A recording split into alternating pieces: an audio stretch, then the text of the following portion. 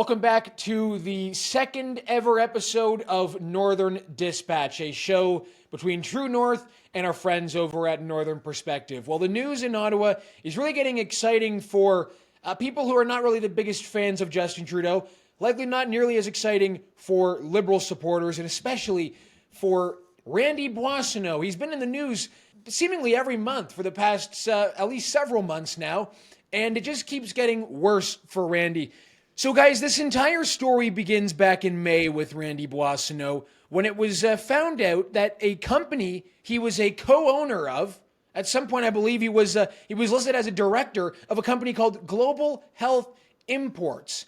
And this company managed to get a bunch of federal government PPE contracts.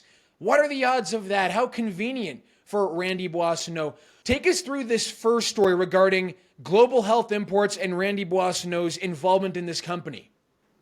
Yeah, so it was interesting. Global Health Imports is probably the most famous unsuccessful company on the planet at this point. So after he didn't get reelected, he decided to take advantage of the pandemic when COVID reared its head, met Stephen Anderson allegedly on a plane and decided that they were now going to be business partners for life. So shortly after that, they started up this or this company almost out of nothing and started bidding on all these government contracts. They then ended up in some hot water, which is still going on at this point, because I guess they were supposed to provide some sort of services to another organization called the Gowie Group. Gowie Group is suing them for fraud, among other organizations, because they seem to have a habit of, I would say, disingenuous business practices. Then when it came to the election in 2021, Randy Boissonnault decided to run again and become reelected. But the scandal actually was just starting at that point because of potential conflicts of interest. So, Tanya, what are the ministers supposed to do when they are up for re-election and then get re-elected and they have business interests? So within 60 days of their appointment, ministers and every MP are supposed to be contacting the Office of the Ethics Commissioner, and they're supposed to be submitting forms not only for themselves, but also for their spouse and their children under the age of 18, but also if they have any adult children living at home who are also considered financially dependent on the MP or minister. So they have 60 days to submit paperwork for each and every family member, and then the Office of the Ethics Commissioner is to review those documents. So Harrison, a question for you, because you're a journalist and you're going through to get your journalism degree, and there's supposed to be an understood level of journalistic integrity. So if you were to become a journalist and then, or rather you are, and then you were completely disingenuous with all of the practices you're supposed to be following, and then you get caught on it, would you then saying, "Oh, I'm sorry, I didn't know"? Would that would that fly? Yeah. Well, I guess it would. I don't think it would fly for me. I don't think it would fly for certain journalists in this country. But if you happen to be a Liberal MP, if you happen to be a cabinet minister, it appears as though the rules are different for them. And it's not just their perception that the rules are different for them, because guys, they get away with all of this. He's not the only MP to get away with ethics scandals, and we're going to get into that later. But I find the whole thing to be completely ridiculous for many reasons. One of them being the fact that this company, Global Health Imports, right, is known for not paying bills, not paying the bills they're supposed to pay. But it's not as if this company wasn't making money. They gained $8.2 million in federal contracts of PPE.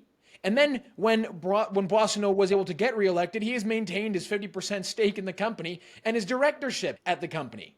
I mean, really, these guys seem to behave as though the rules do not apply to them. They do, because it's very explicit in the Conflict of Interest Act that ministers especially are not supposed to be having any business dealings or any interaction with their business. They're supposed to either divest their business dealings, or they're supposed to put it into a blind trust. They're not to be involved. Well, and it doesn't actually end there, because what ended up happening, and this is where Stephen Anderson comes into the picture, and why he has been raked over the coals at committee, and why he may eventually be summoned to the bar of the House if the government doesn't fall first, which maybe he's actually praying that that the government falls before that happens. But what ended up happening is he was communicating with some of the other people in the company, and then also with the Gowie group. And these text messages were actually produced where he was referring to Randy. Now, in a two-person company, it's not hard to find the roster of employees. So what he initially told Global News, because Global News initially sniffed this out months ago, he said, "Oh, well, it was a different Randy. It wasn't Randy Boissonnault. It was Randy, but I'm not going to give you his last name." So at committee recently, he was testifying to this fact, where he admitted he lied to Global News when he was speaking to them about that, and then he conjured up this story that it was a autocorrect. Now, I don't know who he thinks he's talking to, but I think enough Canadians have been using smartphones for long enough to understand what an autocorrect is. And Michael Barrett just humiliated this guy by essentially reducing him to absurdity by saying, I don't know what you think an autocorrect is, but this isn't that. Like, autocorrects don't typically correct names. And the other problem is that in these text messages, nobody questioned it.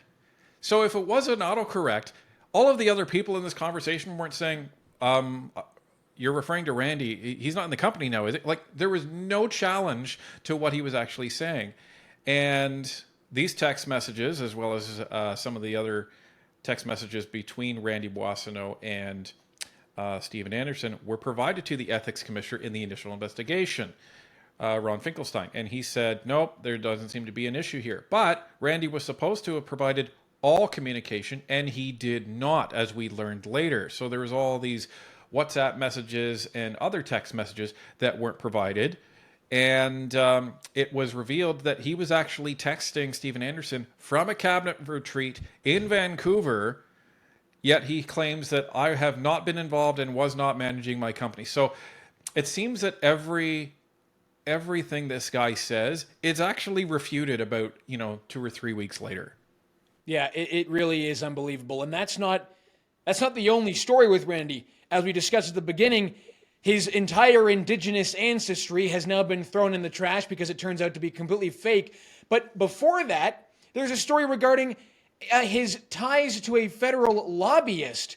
Now, I got to just read this out to you, and Tanya, I want you to jump in here after this because I just can't believe this is real. Lobbyist Kirsten Poon, with business connections to federal minister Randy Boissonnault, met with senior political staff in 6 federal departments between 2021 and 2022, aiding in securing $110 million in federal grants for the Edmonton International Airport. And the claims, Boissonnault claims to have complied with conflict of interest and ethics regulations, but experts have raised concerns about the transparency of his relationship with Poon, particularly regarding her continued lobbying on behalf of the Edmonton Regional Airports Authority. And Randy Boissonnault happens to have his own, what is it? This seems to be a lobbying firm as well. So there's 2 lobbying firms involved. Boissonnault, a close friend of this lobbyist who happened to just get, $110 million in federal grants. This guy seems to be playing a massive grift on the Canadian people. Am I wrong in thinking that? I'll tell you what, let's just pretend for a minute that what he did was totally okay. It's the perception that's important with ethics. You maybe are not breaking any ethics rules, but the perception that you're breaking those ethics rules becomes the problem. And I'm not the ethics commissioner, so I can't say whether or not what Randy did was incorrect, but I will say that it looks really, really bad, and he probably shouldn't have done it. Well, and the other problem is that that's exactly it. And when I was managing employees, I would always coach them on their internal company reputation, and I would advise them that It doesn't really matter what the truth is. Perception is reality. So you need to make sure that, especially if you're in a public position, and remember, these guys signed up for this. They didn't get dragged kicking and screaming into running for... Right, they weren't dragged into cabinet. So, you know, what they need to be doing is making sure that from the get-go, they are laying everything out, and they are ensuring, and they have staff to do this, work with the Ethics Commissioner's office, pour over the Conflict of Interest Act, make sure that you've done every possible thing to divest yourself from any potential conflict of interest. And I would even have the Ethics Commissioner sign off on it, and they're actually supposed to, as they're entering cabinet. So the fact that there's all this, oh, I didn't know and I forgot, and oh, I didn't know I had these other phones, and I didn't know I had this, and oh, I forgot I wasn't Indigenous. It is just so poor. Right, because they are supposed to be contacting the Ethics Commissioner or the Office of the Ethics Commissioner if they do have questions or if they're not sure of something. That's the whole purpose of that office. And Randy Boissonnault's company, Global Health Imports, billed itself as a wholly owned Indigenous and LGBTQ company, resulting in the company qualifying for, and when you just guess it, receiving federal Indigenous company grants. We now know, Ryan, that, Randy Boissonnault's entire Indigenous ancestry was fake, and not only that, he used it not only to stuff his own pockets, but he also used it to advance his own political career. He sat as a member of the Liberal Indigenous Caucus. He was billed by the Liberal Party as an Indigenous politician. Yeah, and he's been known for appearing at events, especially when he's campaigning, and he would start all of his speeches or appearances by speaking in Cree. And then he would educate the people around him. Oh, and this is what that means. And if my grandmother were here, she might have said that, and all of this. So it's frankly disgusting that you have somebody that is using and abusing Indigenous heritage to further his own interests.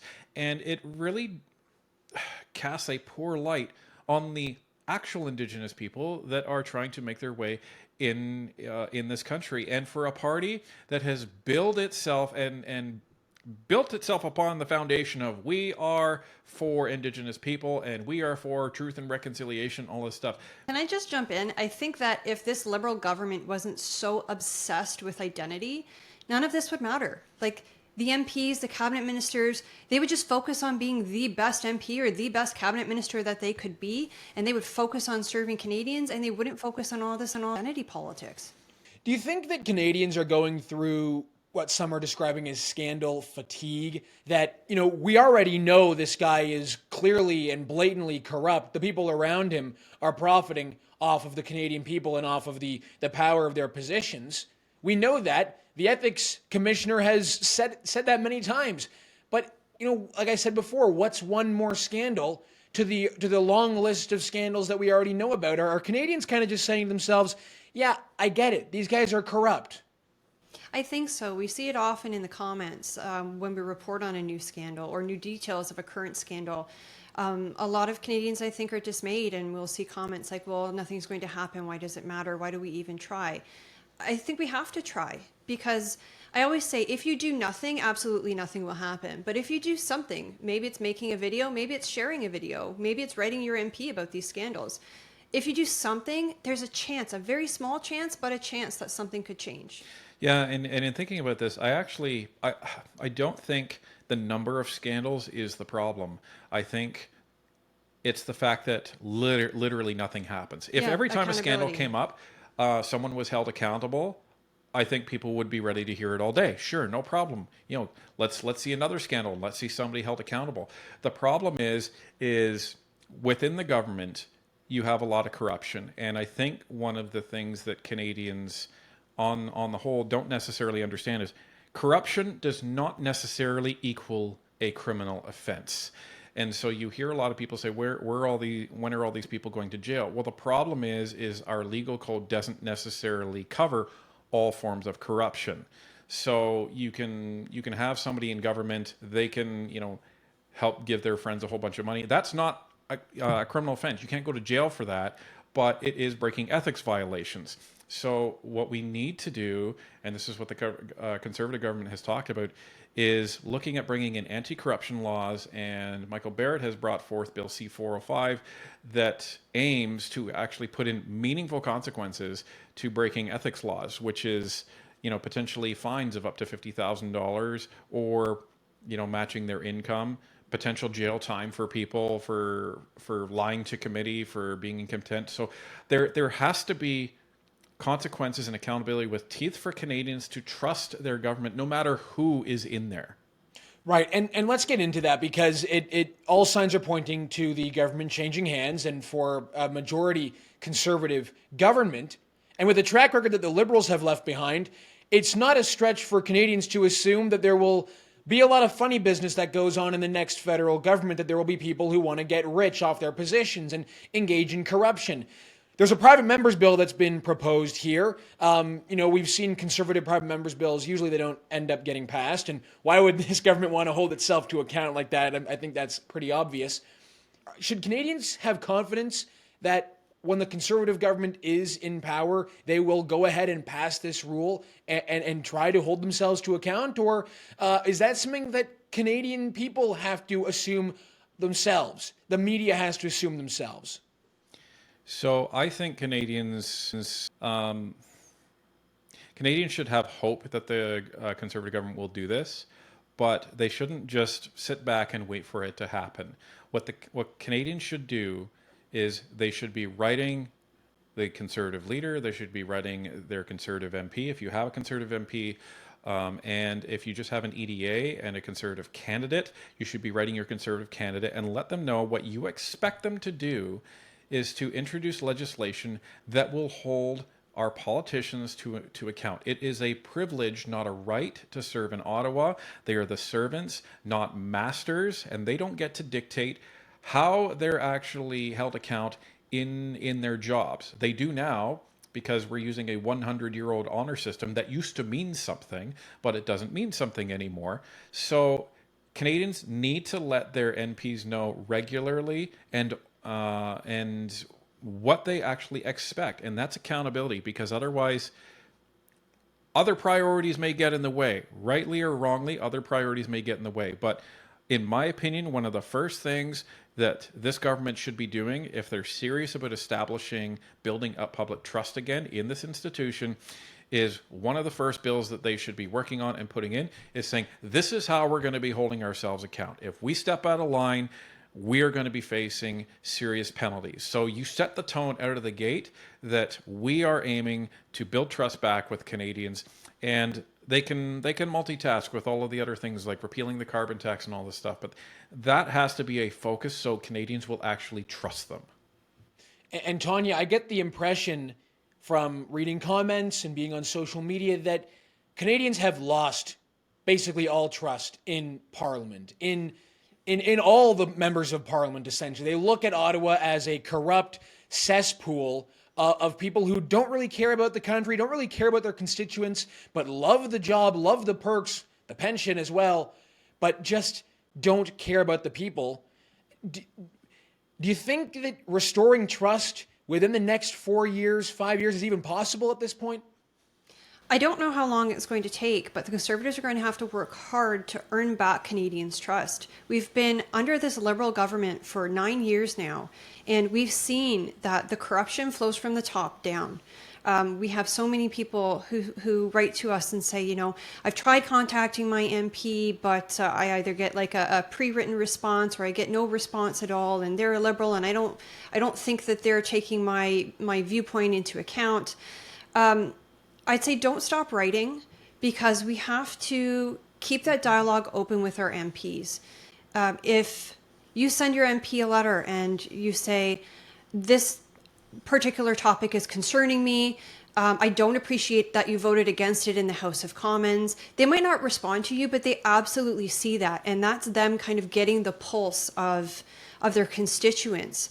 So if enough of us are in contact with our Conservative MPs and our Conservative candidates, and we let them know accountability is a huge issue in government, and we want you guys to hold yourselves accountable, or we will do it for you. And the other thing that we really encourage Canadians to do is not wait until something goes wrong to write your MP. When you see them stand up and defend something, when you see them stand up and take accountability, when you see them stand up and act righteously, that is also a time to write an MP as well, because you want to be letting them know that you noticed the good behavior that they exerted, and you want to continue to encourage that. So if they see that people are noticing both the good and the bad, then they're going to be at least nudged in the right direction to act righteously, and which is in the best interest of Canadians, not their pocketbook. Like training pets, positive and negative reinforcement. You Hopefully got it can result in some a restoration of trust in this country and some belief in our institutions once again. Well, that's all the time we have for this episode of the Northern Dispatch. Thank you all for watching.